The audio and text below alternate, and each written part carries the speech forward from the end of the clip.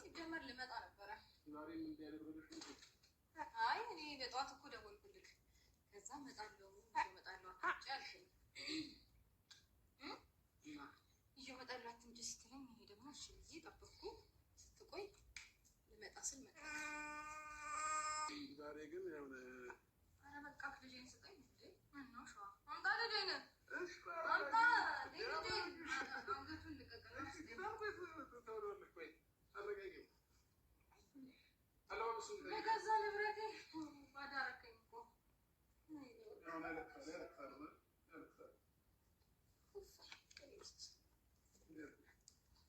ከረባት ያለው እሱ እኮ ነው ያለበስኩት አይሻልም?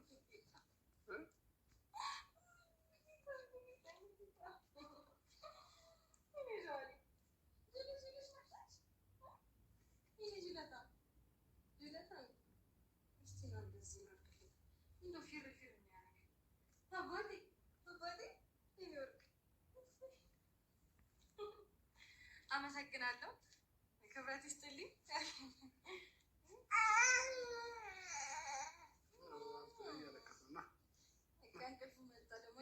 እንቅልፉን የመጣው እኔ ጋር ሲመጣ ሰላም ነው የሚሰማው። እንቅልፉ ይመጣል፣ እረፍት ይፈልጋል። ታውቃለህ ግን እንቅልፉ መጥቶ አይመስለኝም። ከኔ ሲለይ ነው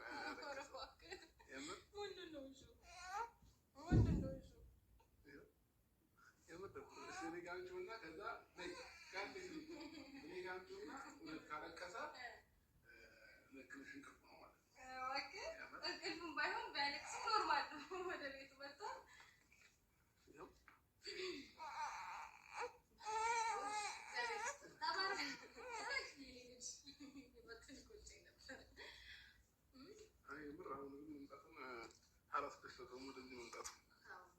አሰላሙ አለይኩም ወራህመቱላሂ ወበረካቱ። ውድና የተከበራችሁ የቻናል ቤተሰቦች እንዴት ናችሁ? ሰላም ናችሁ? ነው ያለው አልሐምዱሊላህ።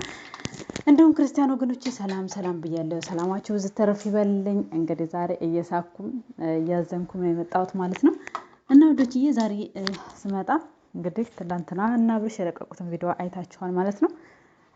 እንግዲህ ሩታ ልጇን ይዛ ልዑሌን ይዛ አብርሽ ጋር ነበር የቆየችው ማለት ነው። ከዛም እንደገና ሄርሜላ መጣች ከሌሊቱ 6 ሰዓት አስባችሁታል። ከሌሊቱ 6 ሰዓት መጣች። ምን እየሰራች ነው እንዴ አለች። እንዴ እሷ ምን ትሰራለች? ማን ነው ሚስት? ማናት? ማንኛይቱና ሚስት? ጋይስ እንደ ነገር አይተጋባው። ይሄ ነገር ግን ፊልም ነው እውነተኛ ታሪክ ነው? ምን እውነተኛ እየኖሩት ነው? ግራ የሚያጋባ ነገር። እስኪ ጋይስ በኮሜንት ንገሩ። አንዲት ሚስት ባሏን እንደውም የልጇን አባት አስባችሁታል ሌላ መታ ምን እያደረገች ነው እንዴ? አትመጣም አላልከኝም እንዴ? በቃ ትሄዳውን ምንድነው የምትፈልገው ምናምን። ቪዲዮአችሁ ከእናንተ ፊት ከባላችሁ ፊት ባላችሁ የልጃችሁን አባት ምን ይሰማችኋል? መልሱን ለእናንተ ተወላችኋለሁ ማለት ነው። እና እንግዲህ ሄርሜላም አብርሽ ሲያብራራ ነበር ለሄርሜላ። እኔ ውጭ ነበርኩ ልጁን ይዛ ነበረ አሁን ትሄዳለች ምናምን እንጂ ያው ምንም እንትን ብሎ አይደለም እዛ ያለችው ምናምን። አብርሽ ደግሞ በጎን በቃ ትራስን አልጋ ላይ ትራስን እንትን እንበልና አንቺ በዛኛው ሳይድ እኔ በዛኛው ሳይድ ታኛ በቃ ችግር የለውም። ልጁ አሁን በጨለማ ከመሻ አይሄድ። እኔ ቆይ ምንድነው አሁን የሚያስተምሩን ነገር ምንድነው?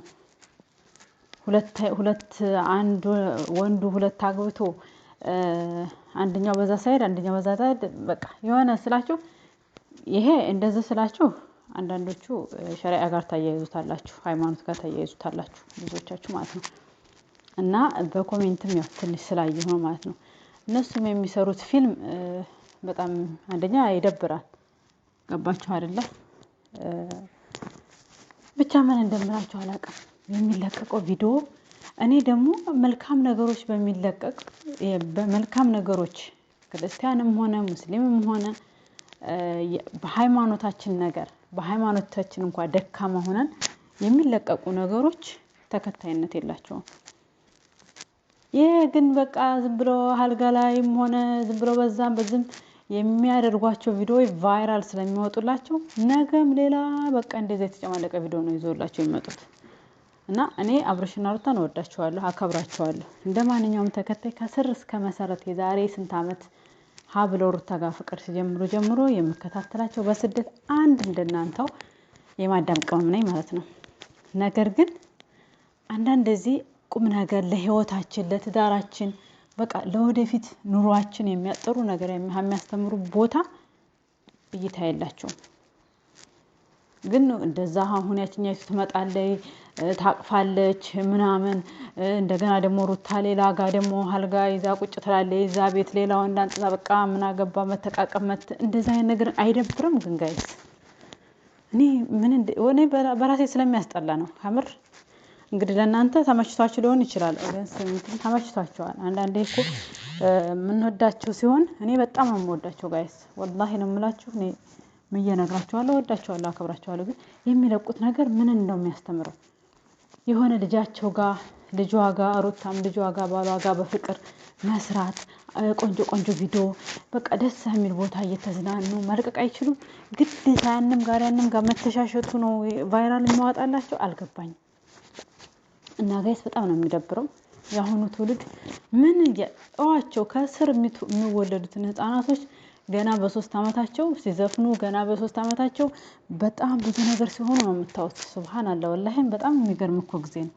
አገራችንም ይሄ ሁላ ስቃይ ይሄ ሁላ መከራ ይሄ ሁሉ ነገር የሚበዛብን እኮ በእኛው ኃጢአት ነው በእኛው ስራ ነው። ከምር ነው የምላችሁ። ግን እንደዚህ የሚለውን አትፈልጉም።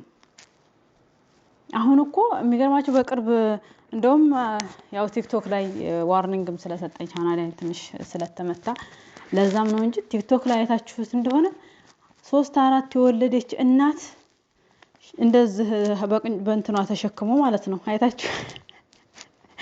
ወይኔ ጊዜ ለመፈመስ የማይደረግ ስግጥ ፈምስ ነገር አለ አይደለ?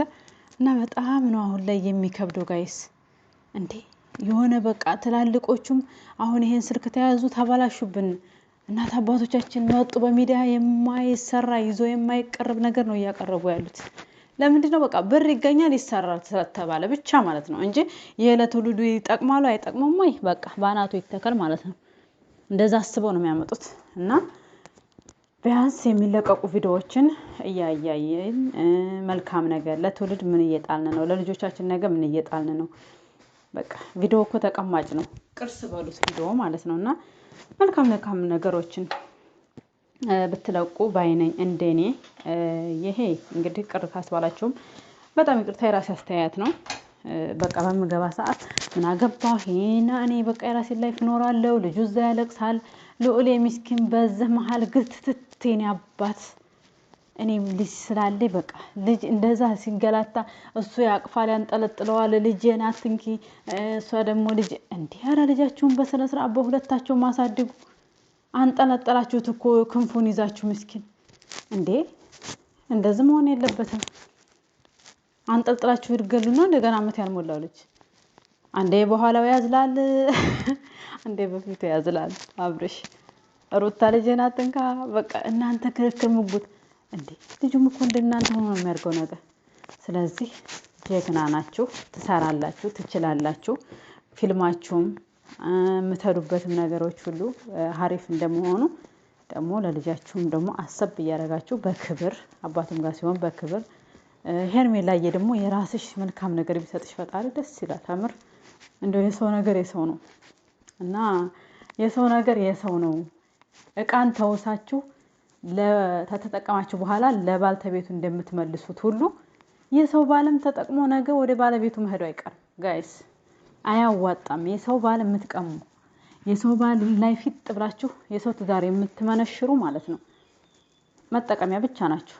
እውነቱን ስነግራችሁ ይጠቀምባችኋል። ነገ ወደ መጀመሪያው ሚስቱ ነው የሚሄደው እንጂ የመጀመሪያ ሚስቱን ትቶ ማንም ሰው ዘላቂ እናት ይዞ የተቀመጠ የለም። እያየናቸው ነው። ከቴውም ወልደው ብዙ አመት የኖሩት የሚገርማችሁ ነገር እናንተን እንዳድስ ያዩና መጠቀም ያደርጋሉ። ከትንሽ ቀን በኋላ እንደ ማሜ ቀውላለው እንኳን በቲክቶክ አይታችሁታል።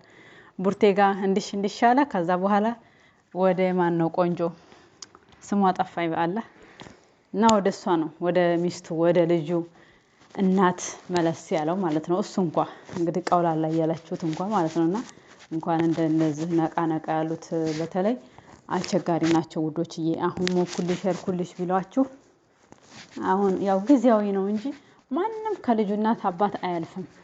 ሁሉም ቢሆን ማለት ነው። ፍቅር ደግሞ በ10 ዓመት በ20 ዓመት መገናኘት አለ ፈጣሪ ከፈቀደ እንኳን ልጅ ወልዶ ማለት ነው። ልጅ የወለደ ሰው ደግሞ መቼም አይራራቅም። ስለዚህ ተስፋ ያደረጉ የሰው ነገር ተስፋ ያደረጉ ጊዜያቸውን ከማቃጠል የራሴን ነገር ፈጣሪ ስጠኝ እያሉ መጸለይና ዱዓ ማድረግ የተሻለ ይመስለኛል ጋይስ ማለት ነው። ለምን ነው በሰው ነገር ጊዜያችንን ከምናቃጥል የራሳችን ፈጣሪ ይዞልናል። የራሳችንን እንጀራ የራሳችንን ኑሮ ፈጣሪ ይዞልናልና ይሄንን የያዘልንን ነገር እንዲባርከን መጸለይ እንጂ የሚያስፈልገው የሰው ባል ጋር ጊዜ ማቃጠል እኔ ተገቢ ነው ብዬ አላምንም። እና ወዶችዬ እንግዲህ የመሰለኝ ነው። ቪዲዮ ላይክ ሼር ሰብስክራይብ አድርጉ። እስኪ የኛም የማዳም ቅመሞች ቪዲዮ ቫይራል ይውጣ። እስቲ ላይክ አይከፈልበት